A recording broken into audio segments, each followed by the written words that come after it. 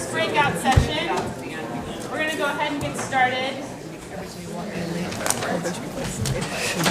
Awesome. Thank you so much for being here. Thank you for being flexible at the timing too. As a reminder, we're actually going to wrap up around noon instead. So just you're watching the clock and thinking we're going over, give us a little bit of flexibility there. So we'll wrap up at noon. This is our session on measurement in food waste.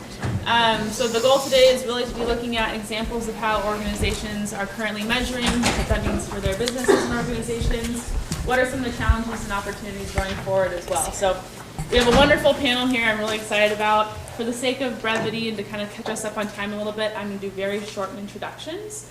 And then the format for today, they're each going to spend just a couple minutes providing a deeper introduction to them and to their work. I'll be flipping through a couple intro slides for them. But the majority of the time is going to be question and answer. So I've got a list of questions I know I'd like to hear them discuss based on my knowledge of their work, but would also invite you to interrupt and be forward with your questions as well and make sure that we have a good engaging dialogue today.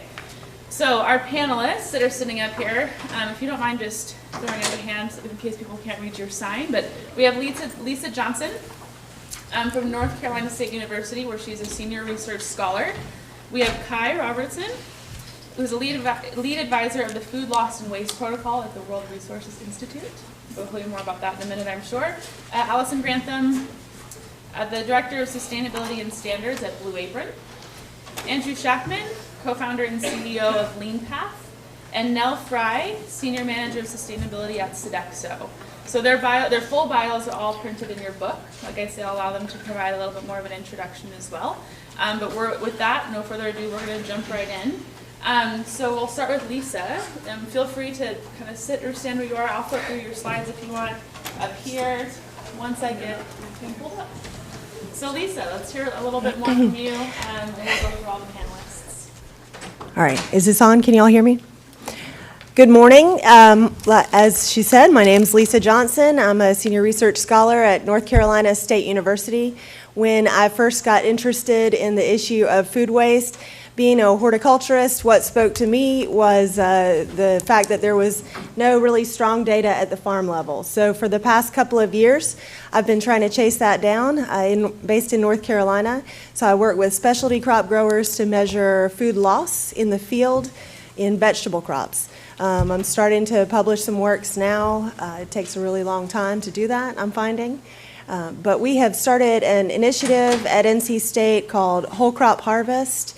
And there's a good-sized team there working on it with me. We have done qualitative research, interviewing growers, and then field measurement.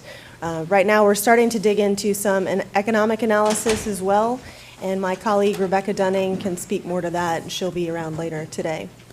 Pretty exciting work. Technically, I usually call farmers growers, so if I do that, since they don't grow beef cows or anything. So I don't want to confuse y'all by doing that, but excited to be here and share what I know today. Kai, if we can hear a little bit more from you. Yeah, great. Hello, everybody. Great to see familiar faces and new faces as well. As Dana mentioned, there's kind of a small choir many years ago, and it's been expanding and expanding, so this is wonderful. So I know for some of you, the topic of measurement is old hat. You've been doing it for a long time. We're very familiar with it, and for others, it's new. So given that we all may be useful to be on the same stage in terms of talking about what is food waste, how do we measure it, I have put up a slide here of the Food Loss and Waste Accounting and Reporting Standard. There are many different definitions of food loss and food waste, and that's fine. The challenge is when you're trying to measure, it's really hard to understand what you're measuring if you can't describe it in a consistent way. So in 2016, the World Resources Institute convened a group of 6 other organizations from around the world to develop a global common language, a common way to unpack what could be food loss or food waste and describe it so that when you are comparing one inventory, one measurement to another, you're looking and you're, no pun intended, comparing apples to apples versus apples to chicken pot pie. So the standard has been developed. It's been out now since 2016, being used by a lot of organizations. And again, the two benefits are that it's a common language and it provides this standardized way to summarize what you've actually measured. It does not define what is food loss or what is food waste, because there are different reasons why you measure, and so you have different definitions, and that's okay. But again, it gives you that common language and standardized way to account for it and report on it, and provides those two really important benefits. And there are a lot of companies on this next slide. You'll see a lot of people are measuring. This is just a sampling of logos. I put it up there because 2 years ago there would not have been this many companies on the or organizations up here. And this ranges from not only companies like in the UK globally, Tesco, this big supermarket retailer, has asked all of its suppliers to measure and report by September. So you've got retailers going out there taking a lead, measuring themselves, and then asking their supply chain to get involved. We have case studies of those using the food loss and waste standard. On the far right, you'll see a number of those companies and other organizations listed. NRDC used this standard for their city study. NC State and WWF are working, as Lisa mentioned, on farm level losses. There's a new study that just came out from the university, from Vermont, Salvation Farms. They use the standard. So the standard can be used all different parts of the supply chain in many different ways. Food service industry is using it. LeanPath uses it. Sodexo, Grantham. You'll see a number of those logos of companies who are measuring, or other organizations using the standard as a common way to describe what do we actually mean when we're measuring food loss and waste.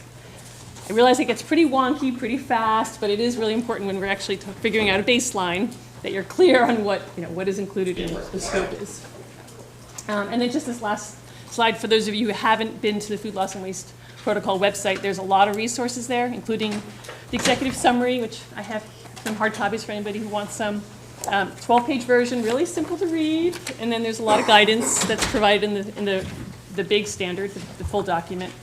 We do webinars, there's FAQs, there's customized material for anybody who wants to measure. So I won't go into the details on this. I think the next slide just shows that there's a Tools and Resources tab under flwprotocol.org. So do go there and explore what's available. And I'm also available to answer any question at any point. So I'll stop with that for the very long introduction.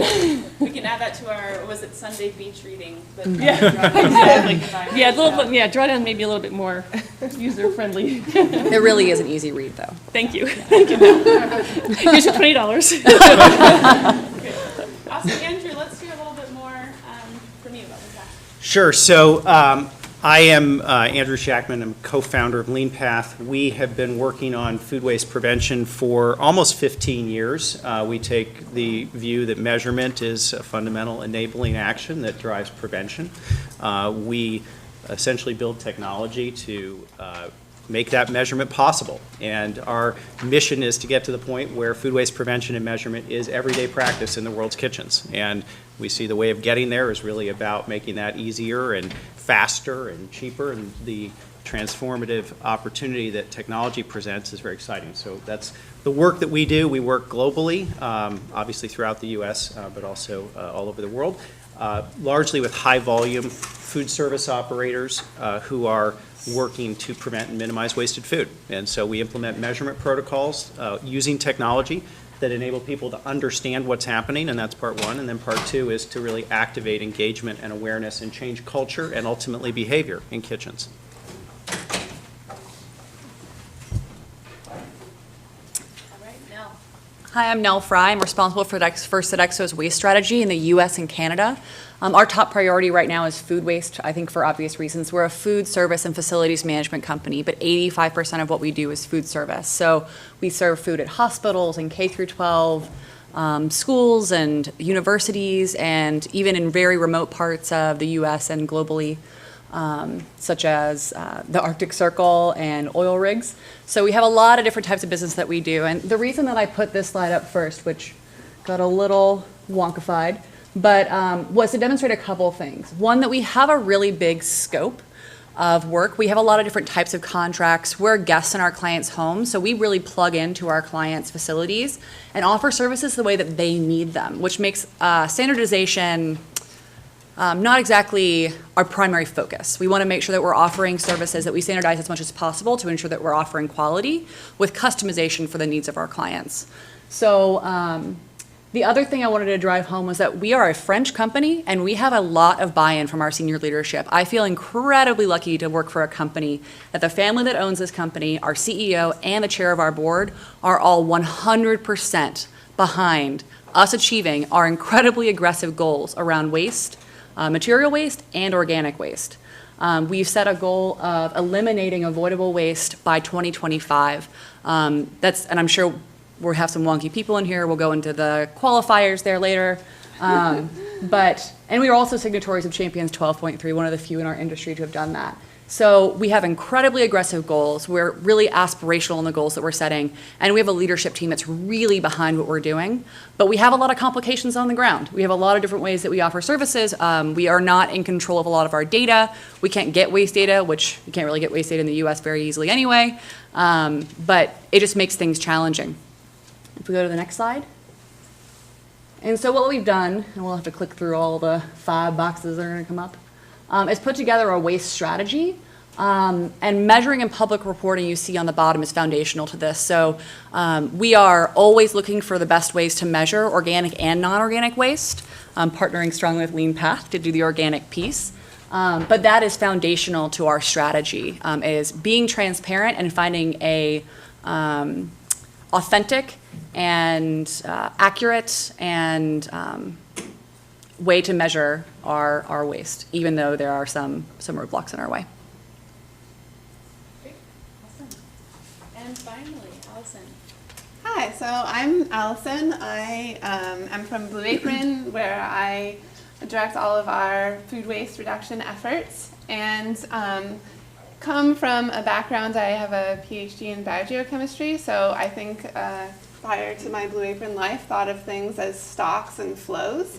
And so, moving on from measuring nitrogen to measuring food waste, have sort of tried to adapt that framework to what we're doing at Blue Apron. So I think of the food system in sort of, at the most coarse level, sort of 3 buckets and flows between them.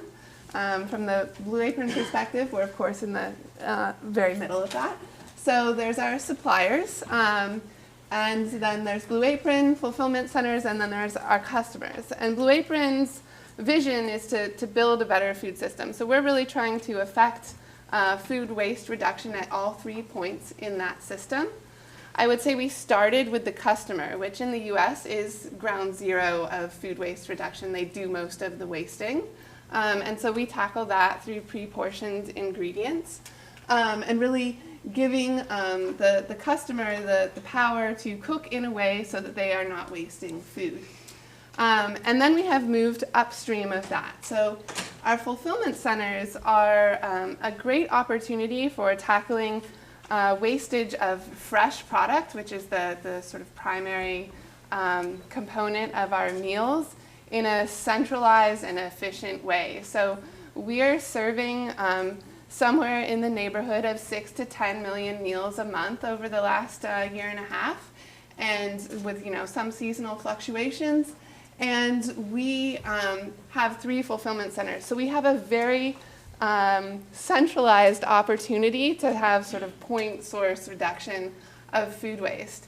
And we have tackled food waste in a very, focusing on prevention first. So how can we optimize forecasting and improve our ability to forecast and only buy what we need, and really tighten down on ordering buffers? How can we implement standards with our suppliers for cold chain compliance, which in a fresh category is really your #1 opportunity. So rolling out a whole new comprehensive set of standards for our produce items so that they're coming in at the right temperature and have a maximum amount of shelf life left.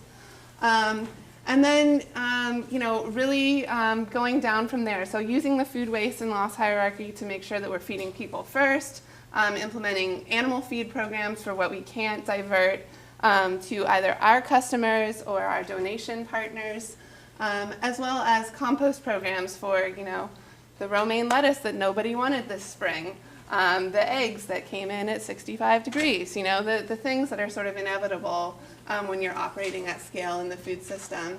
And then most excitingly, we have partnered with Refed to really give greater visibility to this in the sort of weekly cadence at which our business operates, so that we are making this a core element of our financial reporting. And we're talking about food waste not as a sort of touchy-feely, feel-good environmental initiative, but a core element of profitability and margin action for our business.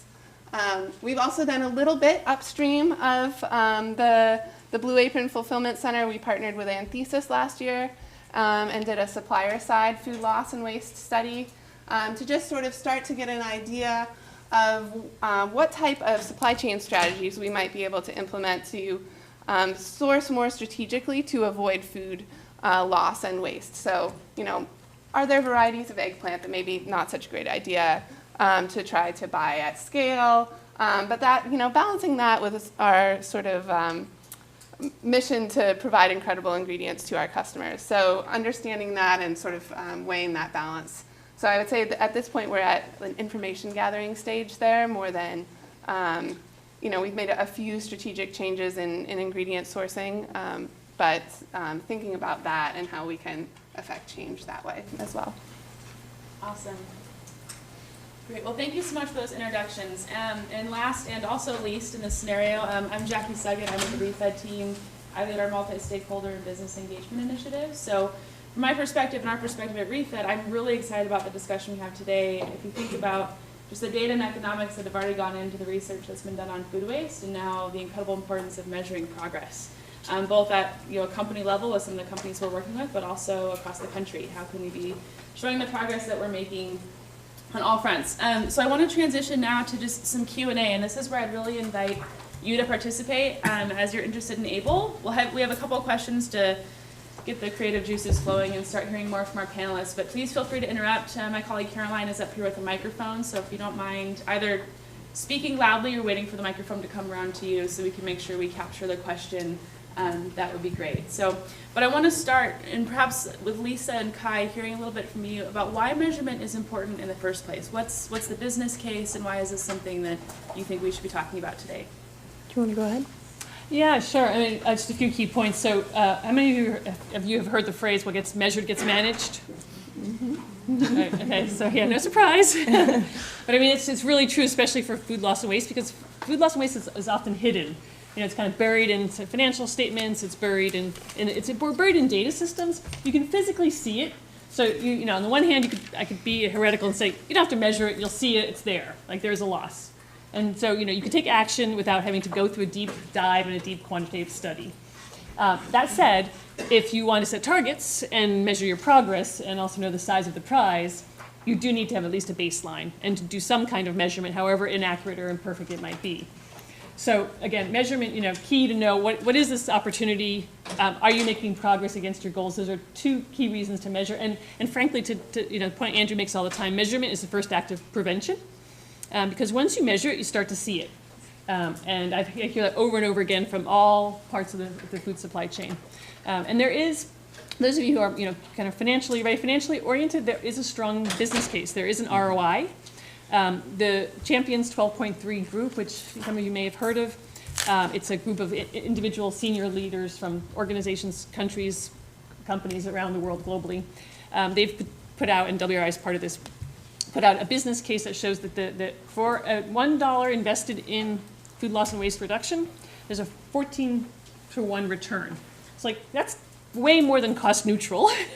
And that's you know, more than a 1-to-1 return for 99% of the sites that were measured. So there's clearly a financial case to be had, if nothing else. And we know all about the GHG impacts and food security impacts, but there's also a lot of money to be had there. So you can go to the Champions 12.3 website to download the business case, and we've targeted that out for hotels and caterers, and there's another one coming out for restaurants too, so you can see how the results look like different parts of the food supply chain. Okay, well, at the farm level, I would say it's, you know, very similar to other parts of the supply chain, believe it or not.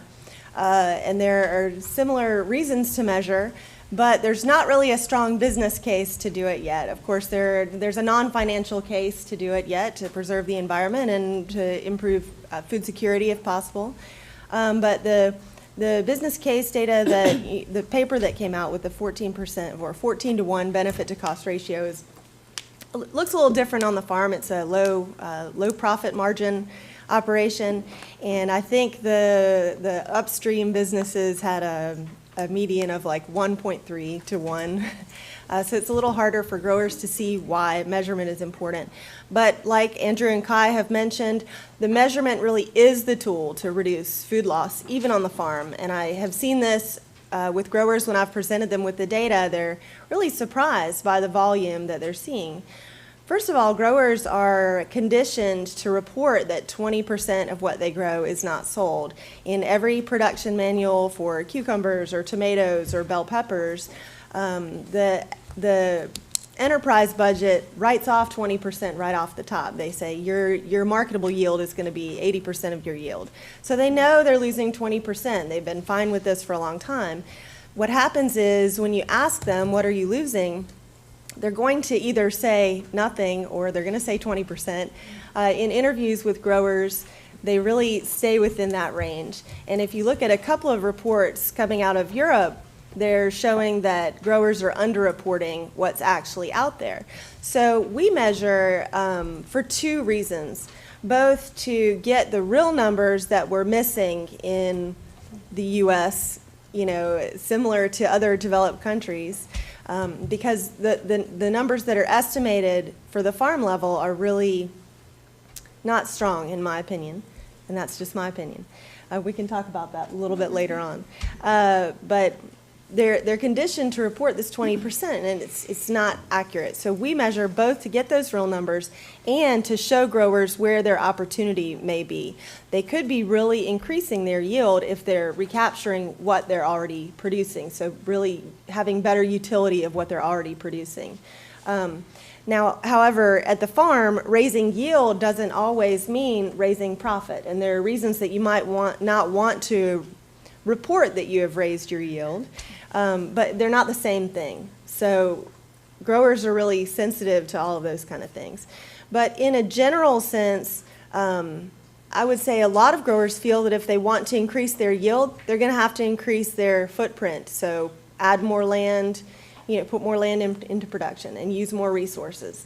So what we're trying to show by measuring is that they already have a lot of the supply on hand if they could just use it a little bit better. Great. Thanks for providing a little bit of the why, and I want to maybe follow up with some of the how with our other three panelists and just hear a little bit about how are you measuring today and how do you plan on improving on that going forward. So maybe we'll start at this end, Alison, and then Nell and Andrew. Yeah, sure. So we are measuring in our system today in a couple of different ways.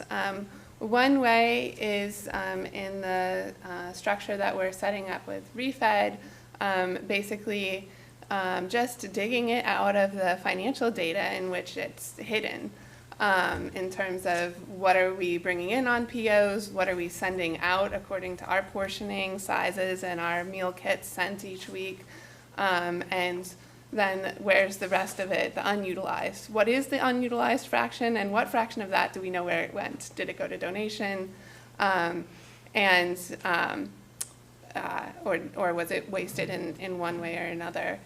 And then we're also there's what you think you know, which would be what comes out of all those spreadsheets, and we're now coupling that with actual physical measurements in our facilities. So we didn't calculate a 14. I wish I had that 14 to 1, but what I presented to our CEO was a 7 to 1 to 10 to 1 ROI on a team to tackle what I had scoped as our problem, just backed out from waste hauling numbers, just taking the coarsest information that everyone has access to.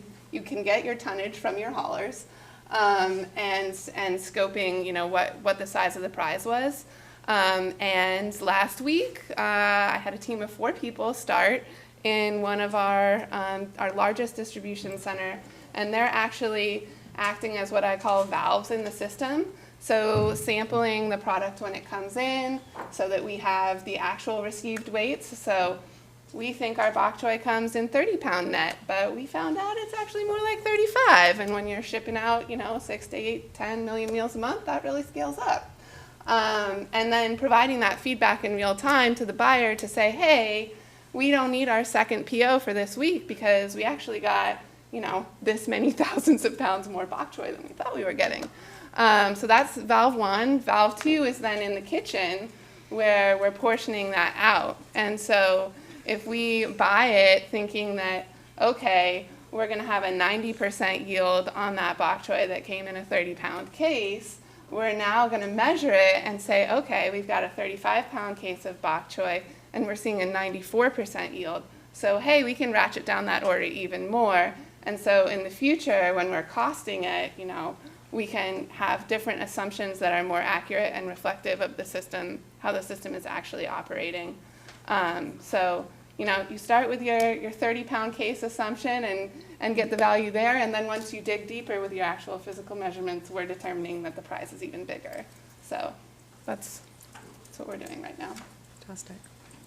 So because we can't call our operators and look at their year-over-year kilowatt-hour usage or tonnage or materials recycled, we really have to depend on a lot of qualitative data for our measurement. So what are you actually doing at your site? And that's all self-reported. So we have the best qualitative data in the industry by far. We have a site survey that's responded to by over 95% of our operators. And it's an optional survey. We're really proud of that. And then it's also assured by KPMG, so we know that it's actually, we're underreporting pretty significantly. So historically, we've been using that qualitative data to say, have you done education around food waste? Are you composting? And getting those answers from our accounts on the actions they're actually taking on site. But we also depend, especially for food recovery, on third-party sources for data as much as we possibly can. We're close partners with the EPA, we're close partners with Feeding America, Campus Kitchens, Food Recovery Network, and we get as much data from those sources as we possibly can. We have a big push right now with our accounts to join the EPA's Food Recovery Challenge, because it's a way for them to not only actually make a dent in this problem through the goal-setting module, but also to allow us to roll up some of that data that's really hard for us to get. Going forward, we are rolling out LeanPath at all of our applicable accounts. So applicable meaning they serve food, so not our facilities accounts, and not convenience stores, places that it may not be as applicable, and not really, really, really small like coffee shops and things like that. Those may also not be applicable, but any kitchens that we have, we're going to be installing LeanPath by 2025, and that's globally. So we are moving towards and are aggressively moving towards actual measurement that we're going to be using at with our senior leadership teams for decision making. I think that's really key, that we're going to be taking the LeanPath data, putting together a reporting plan, and actually providing that to our senior leadership, our culinary teams, our supply chain teams, so that they can use it to make decisions about what we're buying, what we're menuing, and make those systematic changes that we really need to see to really make a dent in this problem. So I'll pick up there and maybe talk a little bit about how on the process and technology side of things. So that we're involved in measurement. So, you know, I guess the first note would be that the measurement that we're working on is empirical, daily, comprehensive measurement. So that's the objective. Whether that's achieved every day is always a question that you have to think about. But the goal is not an audit freeze frame every once in a while. It's really making measurement this daily practice where, you know, it is something that's just hardwired into the food production and handling process, that this loss is viewed really as a source of information and ideas, and not garbage, but actually, you know, the empirical representation of our inefficiency, right? So we're really trying to get to that point where that's happening daily. And so the way that occurs is you need some tools to do that. So in our world, we're using sensors, scales, cameras, touchscreen input devices. We're receiving, you know, some data we can infer, some data we need to have explicitly committed by the folks who are recording it. Obviously, you're focused on a time box around how you can make that as efficient as possible so that it's not a labor issue or a slowdown. It's really built into the workflow where someone's already taking something to a pot wash area to scrap it, and you're adding a few seconds to collect some data along the way. Some of that is occurring in situations where we're photographing everything, and that can be pretty interesting when you talk about yields and being able to look at something and understand how it was trimmed as opposed to trying to infer whether it was trimmed efficiently from just knowing its weight. It can be pretty interesting. In some cases, we're actually not doing photography. We've got scales underneath bins, and as things are being added to the bins, we're recording the differentials and collecting data about that. And in other cases, we have more of a mobile approach where tablet-based inputs that are quantity-based or weights that are acquired in other ways. So all of that flows together, then moves into the cloud, and then you've got an analytics platform to be able to understand all that and then create workflows around identifying opportunities and working on those. So essentially you could kind of take us as an example, I guess, of a technology architecture. You could think of it in a generic way of data collection tools combined with cloud-based analytics, combined with then activating that data to drive change. And in our case, some of that is automated activation through what we think of as kind of automated coaching, and some of that is actually chefs looking at data and working with people on solving problems. And one addition to that, so a lot of companies in my industry, and us as well, we've been doing manual measurement for a number of years. So having our on-site teams take a bucket, fill it with all the food scraps for the day, and then measure that and record it over time. And that has an impact. That can actually reduce food waste. But the reality is automated food tracking is 3 times more effective, and it's about the quality of the data. So if I just have a lump sum of food loss, and some of my accounts are reporting, some of them aren't, and it's kind of inconsistent when they do it, it's hard to use that data for decision making. And in my opinion, if you aren't actually utilizing the data, there's no accountability for the front line. So having the depth of data that is provided by LeanPath, you're actually able to utilize it and drive that accountability through the system.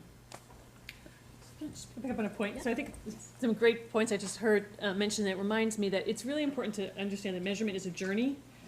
Because you do start, you might start with just waste hauler data and, records, and you have no idea what's in there or why it got in there. Yeah. And that's okay, right? It's okay to start with that level of data. But as you No, hear. it's not. Just kidding. You can progress. But then the truth of the matter is, once you know how much there is to figure out what to do about it, you do need more granular data, and that's where right. It's the manual system works only up to a certain point. And then the beauty of your system, as I understand, is that it tracks the causes as well. Mm-hmm. So to understand why something went in the bin is really important. Again, as you go along the journey, to understand, all right, now what are our priorities, hotspots, what do we do about it, and why did this loss or waste happen? Okay, that's a great point. I realized, just so everyone's clear, we maybe jumped past this a little bit. What is it you're recording, right, in general, when you want to do daily measurement? And I would argue that regardless of how you're doing it, you want to know what food it is. And that's one of the things that actually in most of our data sets in the industry, we have, we may have weight, but no idea of what that was. And yet it's really hard to root cause it if you don't know what it was and why, what the context was at the point of disposal. So those 2 elements are pretty fundamental building blocks, in our opinion, regarding implementing at least daily measurement. Mm-hmm. I'm going to pause there. Yeah, what kind of questions do we have in the audience, please? So this question is, I guess, for Alison or Nell. In terms of sort of communicating the waste measurement data that you do get, I know that when we're talking to, I'm Nate Clark, a spoiler alert, when we're talking to prospective clients, sometimes it's that fear of actually communicating the data. So I'm wondering if you've had positive experiences with your customer bases about actually communicating the quantities that you're finding, or if you're planning on doing that publicly, and just sort of the strategies you use to do that and actually creating value for the company. Oh, you mean like our people who buy our meal kits? Like So not internal? Yeah, internal? are you communicating the data to them or the public in general, or is it just all internal that you're using this sort of measurement for? At this point, I would say our sort of my targeted work in this area and sort of all of that sort of central section of the Blue Apron work, we're really just, I don't know if I would even say that I'm a full year into that at this point. Waste reduction has always been something that we cared about. So I don't think we're at a point where we're communicating, like Campbell's, they disclose like the total pounds of waste that they have, and that's super cool, but they're like a 150-year-old food company. We're like 6. So we're not necessarily there yet. I think we are, one of our competitors who works with you has disclosed their percentage reduction, and we have we did disclose that to one reporter recently, although that hasn't gone public yet. there's some like nervousness about that, I would say internally, just because it's like, even though it's communicating a positive thing, an improvement, it indicates poor performance in the past, or that's the interpretation. And so being able to be confident that like, hey, look, we're all bad, right? Like, everyone needs to get better. And just own that and be confident that it's okay to have been bad and we're going to get better together. And celebrate that is something that I think, as this sort of food waste movement grows and like gets traction, we'll get more comfortable with as a society. And like right now we're the echo chamber, right? Like we're all in this and like we think like, oh, we've gone so far, and we have. But I think your average consumer is not totally there yet. And as they get there, I think companies will get more comfortable communicating it. Yeah. And so the main way, we kind of have two people that we were communicating with, that's our clients and consumers. So the way we communicate with consumers is by doing programs like Weigh the Waste, where let's say we're at a university and you have the students weigh their waste and we categorize it, and then we let them know how much food was wasted post-consumer. And we actually see a really, really good results from those programs. People actually do reduce waste in the near term, doesn't necessarily extend out to the long term. Our clients, I think it really depends on the client whether or not they care. I would say we're not great at telling our story in that space. But kind of to the heart of your question, I think you see a lot of hesitancy by large companies in reporting their numbers because they are not really confident in their numbers. And also because you have a shifting baseline. They're not really sure how they want to set their baseline long term, and if you're not really sure how you want to set your baseline, then do you really want to put it out there and then measure against it for the next 10 years? So I think that because we need to get better at standardizing the way that we're reporting and getting the source data itself, which is really hard for a lot of people to come by in the US, you see a lot of companies kind of being like, well, let's just say, like, we report programmatically because we have that qualitative data. You know, what percentage of our sites are composting? But we certainly don't report volumes because I'm not sure we'll ever have that. Thank you. Yeah, follow-up question? Yeah, I have a question for Andrew, and I work with restaurants mainly, and most of the organizations I work with, LeanPath or any other related technologies, are giant food corporations. In restaurant land, I would say that a good 25% are fast casual, large organizations, Sweetgreen. The rest are independently owned. That being said, the volume, the potential for capturing that data for that 75% is huge. Yet the return on investment is very, very difficult. It's hard for us as a nonprofit to convince people to give us technology because we're not worth it, because we are a small player. What do you suggest for small businesses or people between, let's say that have under 50 employees to measure their waste output? Yeah, it's a great question. There's no doubt that the early adopters on this have been the larger organizations, not just because they have volume and ROI, but also there's management depth to implement continuous improvement programs and use data. And I think we all know the smaller the business, the closer you are to actually cooking. And there comes a point where you're having to trade off choices between getting this meal out the door or am I going to measure? And that's not a choice, right? You're going to get the meal out the door. So there's undoubtedly I think a challenge there. I think there are a couple of ways of looking at it today. First, we're seeing a lot of growth in technical assistance programs at the municipal level for that exact audience. And so California has extensive grant making going on around this. We have a number of municipalities, not just in California, but around the country, that are providing, in the way they once helped with and do help with technical assistance on recycling, applying the same thought to running an efficient kitchen, and providing measurement tools is one of those things that occurs in some places at either full or partial subsidies. So there is a step there that's just sort of an interim support. I think the other part, though, is it's just incumbent on the innovators to be bringing the ease of those solutions and the cost of those solutions down to the point where it's not such a conundrum for those folks, and where it's something that can fit logically into their workflow. And that's something that we're very much focused on, and I'm sure a number of innovators in the industry are thinking about, because to your point, you don't have the whole industry. The last comment I'd make is just not the entire out-of-home food market is not equally susceptible to waste, And we know that this problem is largely sort of correlated to overproduction. So you've got to look at that whole market and say, how overproduction sensitive are these concepts? If in an entirely cook-to-order tiny dinner house, I'm going to have a different set of issues and opportunities than if I'm dealing with matching supply and demand in an uncertain way. So I do think there's a big part of the restaurant world that is overproduction sensitive, not currently supported, and it needs to be. Yeah. Hi, I'm Gary Oppman from AmpleHarvest.org. We were struggling for years with the metrics issue. People were asking how much food the gardeners grow. Nobody has a scale in the backyard. And what we realized that we could use, and we used it very effectively, was to ask the gardeners, how many shopping bags of food did you grow more than you could use, preserve, or share with friends? And we converted the shopping bag into poundage. That helped us come up with the numbers that we needed to demonstrate the size and the scope of the problem. So giving a visual metric to people in the absence of a scale, for example, provided the information that we needed. And anybody wants, you can go to ampleharvest.org/study to see the results of what came out of that 2-year study. So just looking at a different way of doing measurements other than scales in certain circumstances can actually make the measurements doable.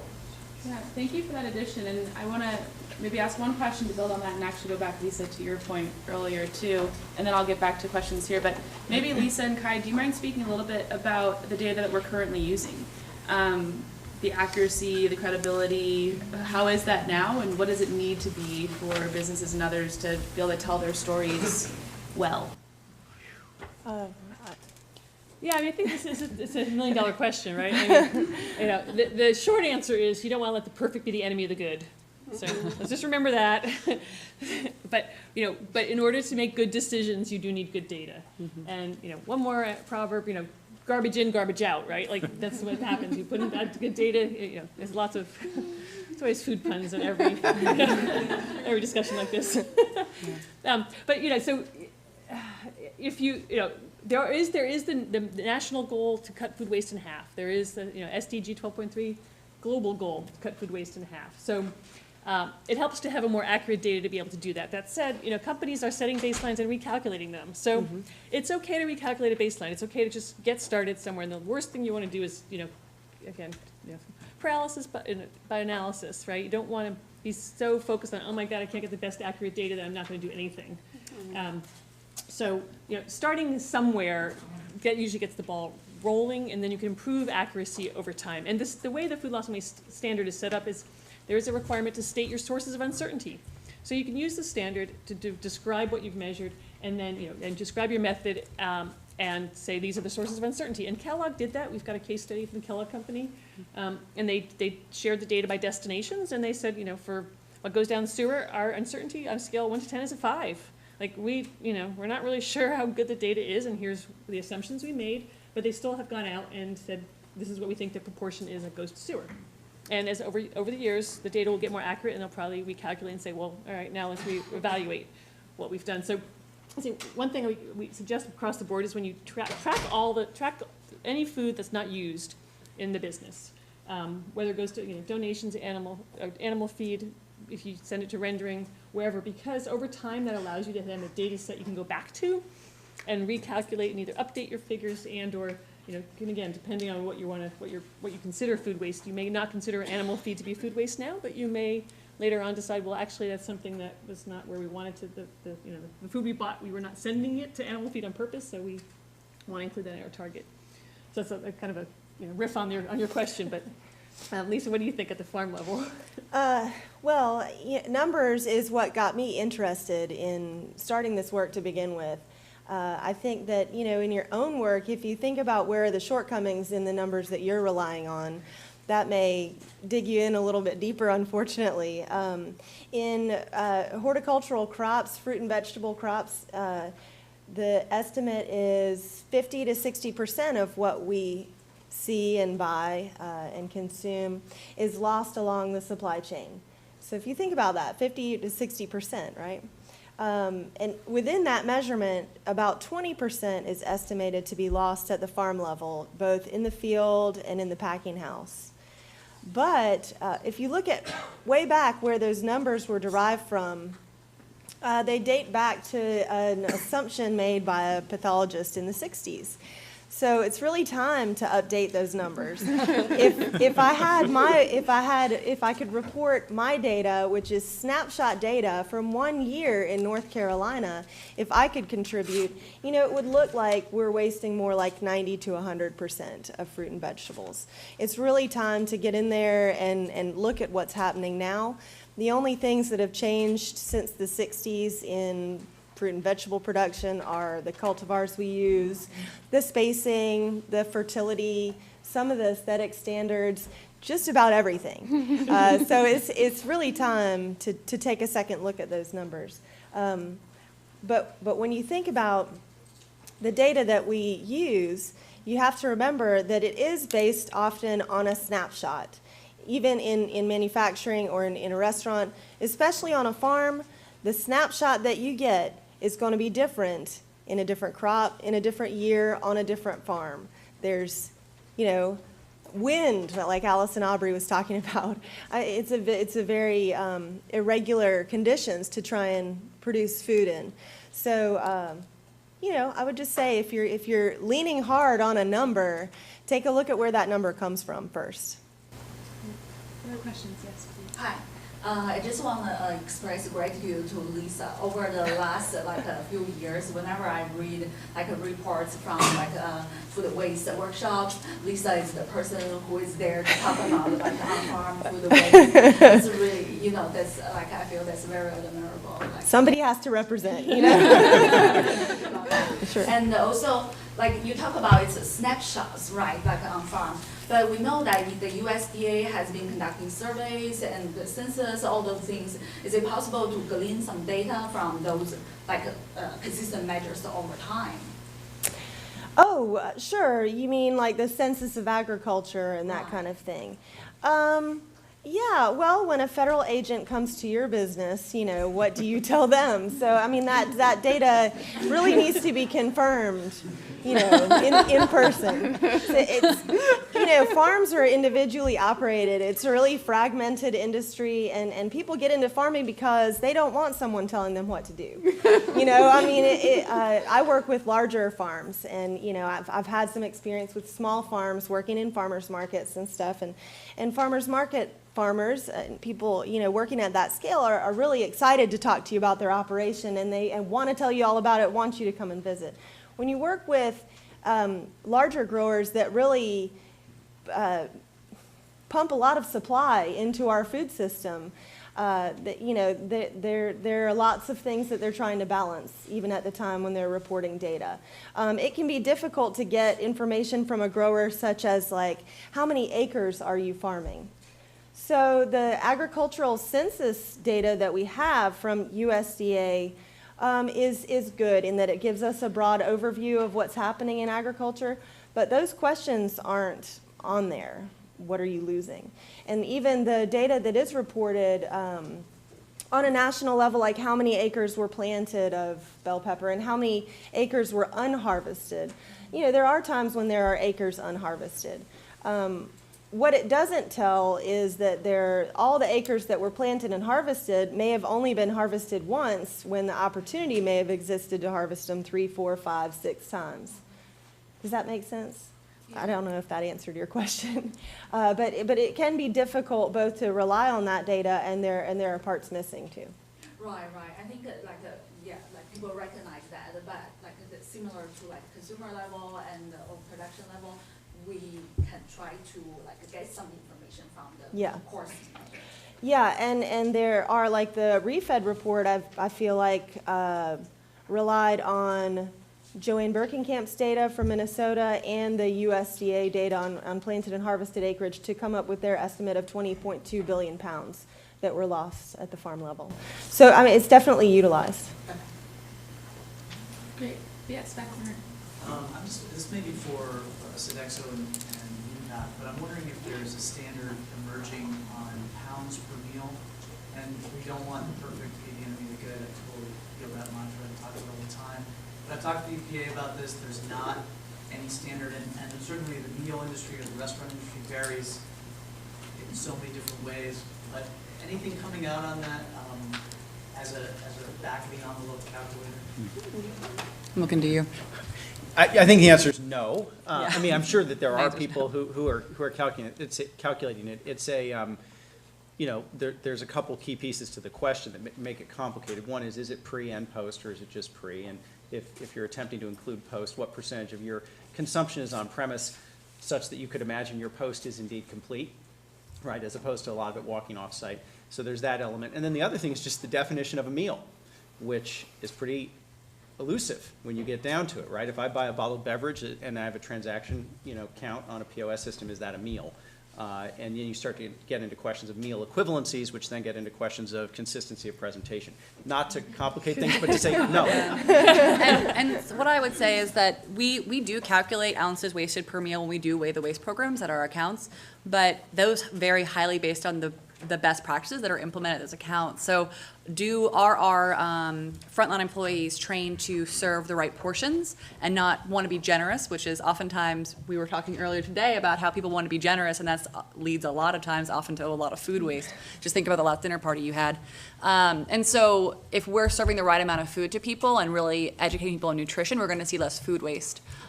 So it's so highly variable on the way that we're serving food and the best practices we've implemented as well. I just want to add about the meal count. I know for food banks, most people generally use the USDA number of 1.1. And the problem is the granularity is extremely difficult just simply due to the scale of food that they get. So it's been a problem in terms of metrics of saying if you get, you know, let's say you get 100 pounds of bread and you get 100 pounds of meat. They're not nutritionally equivalent in any way, shape, or form, and yet they're still counted as the same amount of meals, just due to the way that they measure it. Oh, did you mean pounds per meal food wasted, or did you mean? No, I meant it's served. Okay, Served, all right. People use that for food bags. Gotcha. Something I was just going to add, there's something that, this issue of like, how do you convert the amount of food wasted to something else more relevant, you know, whether it's nutritional content or financial impact or carbon, water.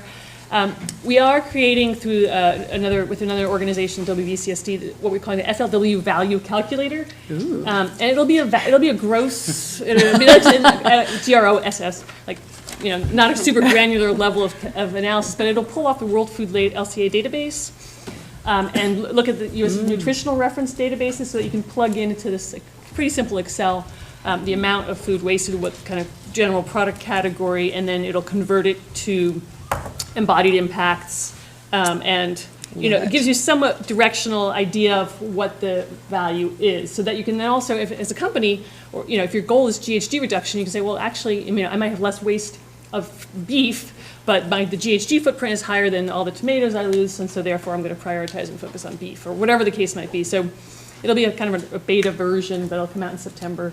And the other thing that's actually coming out, I should mention, in September, October as well, is an FLW Atlas. So to Nate's point, this will be a database where you can go in and submit the food loss and waste studies, like a one repository where you can upload studies like tomato losses in California, but also submit inventory reports that were done in conformance with the FLW standard. So there's one place to go to, and you can look up who is reporting publicly on their data and what scope did they use, what were the amounts, et cetera. So that's with the financial support of the Walmart Foundation. So we're very happy to launch that later this year. Great, yes, in the red. Just to build on this kind of theme, I'd be really interested to get your perspective on what embodied impacts you think resonate, or units resonate most with consumers, as we're trying to tell the story of food waste and why they should buy a product over another product, or why they should reduce the impact in their own home. What is resonating? What should we be calling out? What should we be measuring our impact in beyond just dollars and pounds? Depends on what part of the hierarchy we're talking about. In my experience so far, the hunger piece really resonates. How many hungry people are you feeding with this? How many people could be fed with this? Because I think that's one of the reasons that this issue resonates so much with whether it's your employees when you're thinking about attracting and retaining top talent, or with consumers. When you throw away that pint of strawberries and you go, there's like a family down the street from me that could have eaten that. I think that really, really resonates because individuals care about stories. All of us care about metrics, but individuals care about stories. And I hear people also talking more about the nutritional power of the food thrown away. So if the empty calories is not as good, as a compelling of a story as if it has a lot of protein, fiber, vitamin A, other aspects. I think there's sort of two, I guess, equivalencies that we've seen get some traction. One is the notion of the meals lost, and that is using the standard conversion factors as opposed to POS data. So if you say, hey, today in this dining hall, we threw away the equivalent of 25 meals, that gets people's attention. And then in the kitchen, interestingly enough, converting it into somewhat vivid depictions of weight, like the number of elephants that we've thrown away this week in weight, and people, it actually gets people's attentions in the back. It gets people's attention in the back of the house in a way that surprised me, and but consistently does. So it's true. We do that too, actually, Yeah. like school buses or blue whales, like something funny. Yeah. We tried to get away from the elephants, and I remember coming into a kitchen and they had this, like, I don't know what to call it, a shrine to the elephants. Like, going up the wall, elephant thermometers, and I said, okay, I guess we better bring the elephants back. So.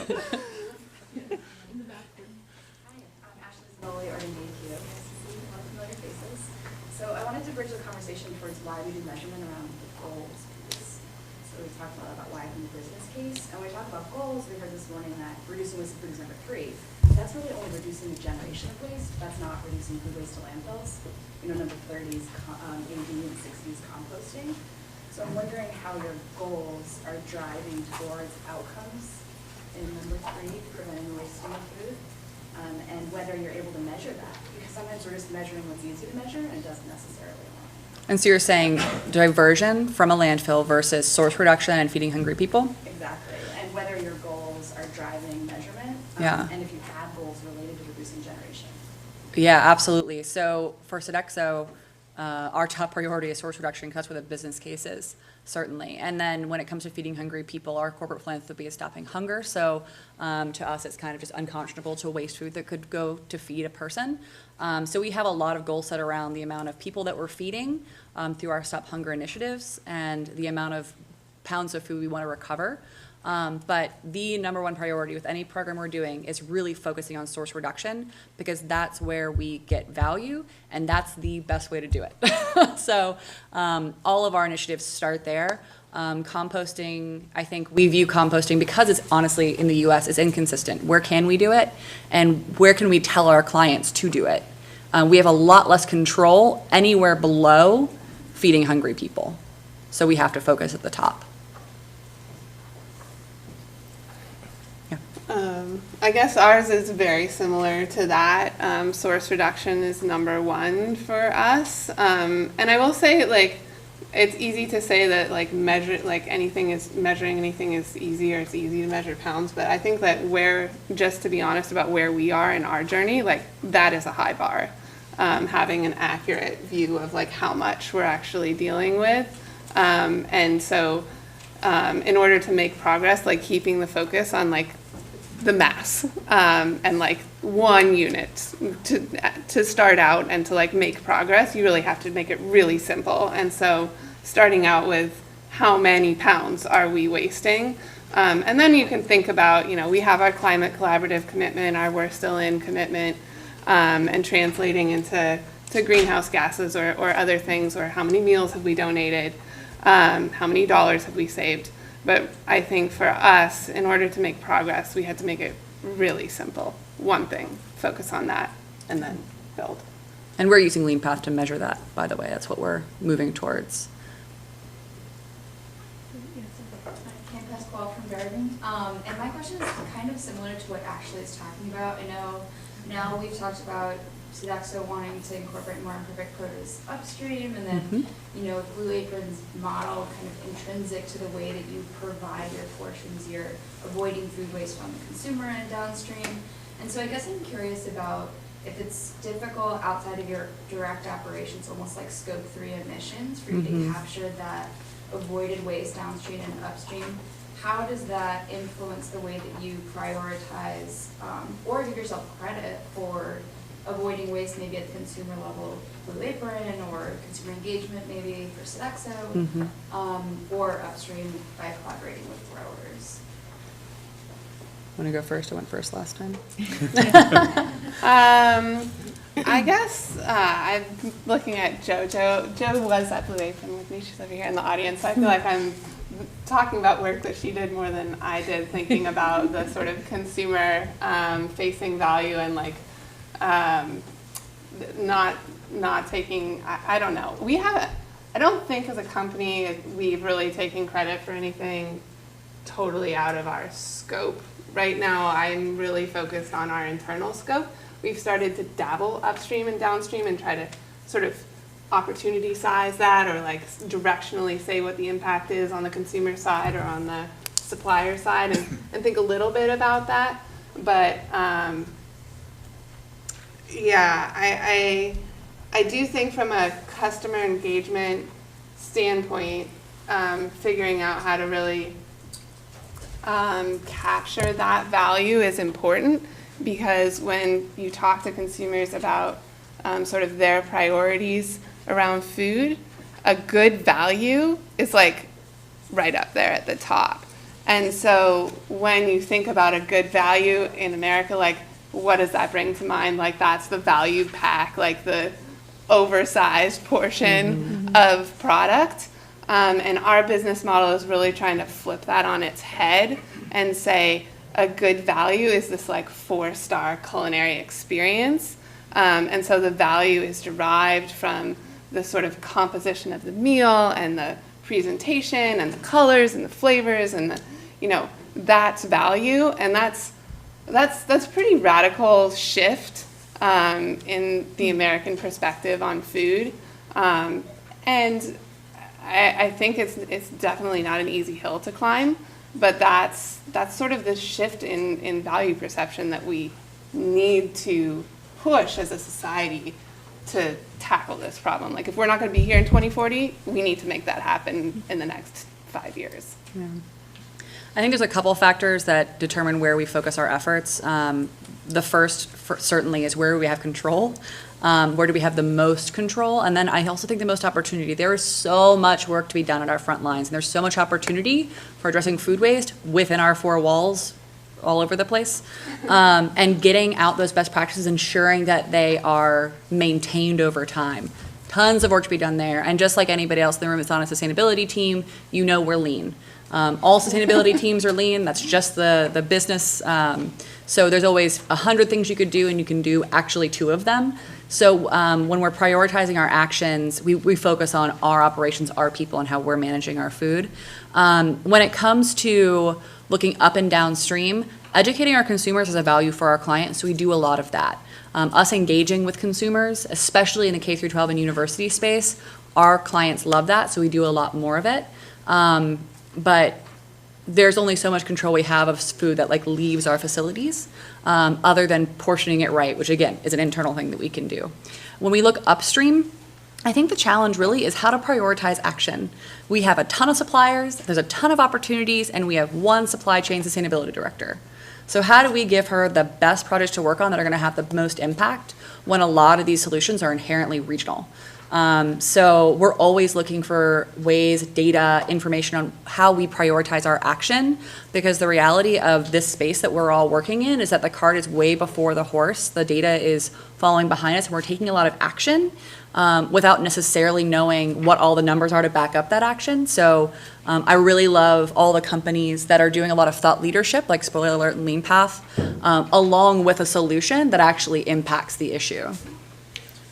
I know we're leaving a lot of unanswered questions, so I encourage you to find our panelists as we wait in line to get lunch, but also remind you we have working groups, so don't wait too long in line for lunch.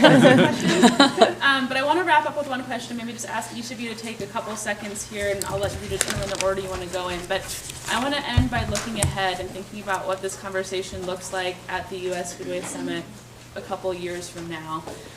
What are the innovations that need to happen, that you see happening, and what are the differences in the conversation on measurement in the future? I'm going to let whoever's most passionate about that subject jump in first.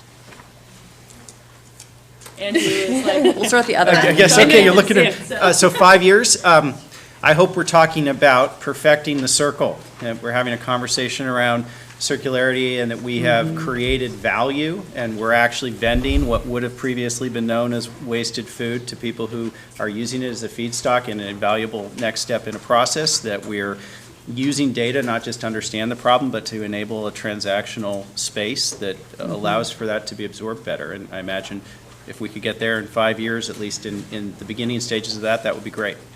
Yeah, I agree. I think I would love to be talking about circular economy not in manufacturing. So every time I go to a circular economy talk, it's always about manufacturing. So I really hope we're talking about that. I also hope that we have access to all the data, that we have more transparency in our waste systems, that we can get consistent data, consistent metrics, and that the types of numbers we're getting, we know are good.